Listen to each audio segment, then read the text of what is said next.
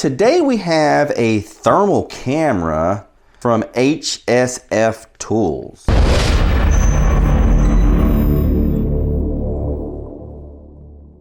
So this is their HF96V. So it says it has thermal resolution of 96 by 96, super resolution 240x240, up to 8 hours continuous running, negative 20C to 550C temperature measurement range, and 25 Hertz frequency. Let's open it up. We have our user's manual here. We have a USB-A to USB-C charging cable. And then here's the camera. Feels pretty good in the hand. So let's try to turn it on here. There we go. Yeah, and right off the bat, oh wait. I guess it's asking for some setup data here. There we go. I just kind of skipped the setup. It was like time and date. All right, so right off the bat, we've got some measurements. There's my hand.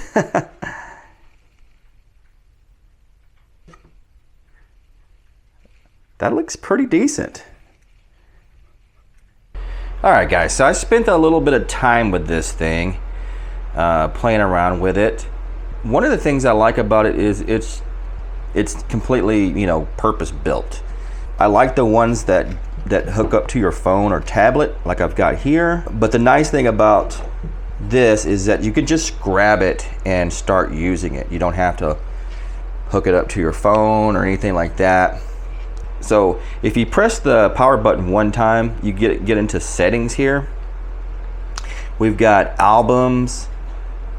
We've got some things that I'm not quite sure I fully understand, but there's emissivity, distance.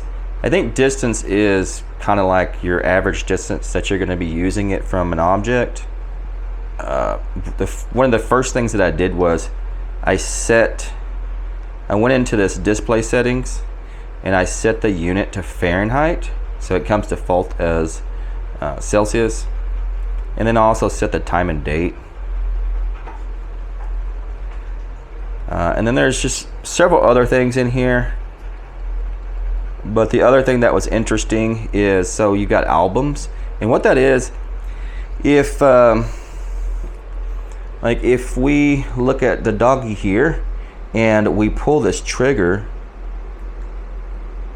that took a picture. So we can see if we go into albums,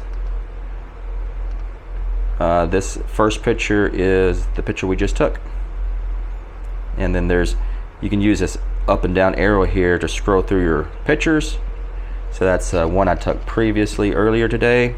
And then also the charging cable is also the data cable, so you can plug it into your computer and it allows you to transfer those files.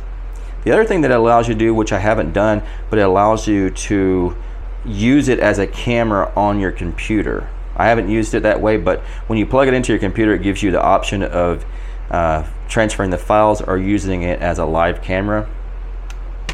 The other things that I found here is that with these arrow keys here, you can scroll through different color palettes. So that one's called Rainbow. That one's called White Hot. This is some kind of above alarm. So I think you can set, if there's a certain temperature above a threshold, then it'll alarm or something. I haven't really tested that. There's black hot, so everything that's hot is darker. Red hot, fusion, and then iron bow, I think is what it said. And then if you press up, you can get just regular visual camera. Press up again, you get just the thermal camera. But if you press up again, you get fusion. So it's the visual camera, so you can see the outline of objects, and the thermal overlaid, so you can even see like text here where it says vice grip. That's the one I kind of like. And the other thing that it's got is it has a tripod mount here. So you can actually screw this onto a tripod. And then there's another feature in here where you can set it to snap a picture like on an interval. So that might be cool if you're trying to monitor something. You know, maybe you set this up on a tripod and you set it to snap pictures on an interval, like every 5 seconds, every 10 seconds or something like that. That way you can kind of look at the thermal profile over time of maybe a piece of equipment. I like looking at solar panels with a thermal camera because you can actually see certain cells that are hotter than the others. Let me see if I can find some. Oh, there's some right there. See, that cell is, I think it's saying 60, what is it saying, 62? And then the one next to it is like 57. Do you see that? Now that's pretty common. I've seen that on many panels. So I don't know that it's, you know, out of the ordinary. Just pretty neat. All right, guys, so I think that's gonna wrap it up.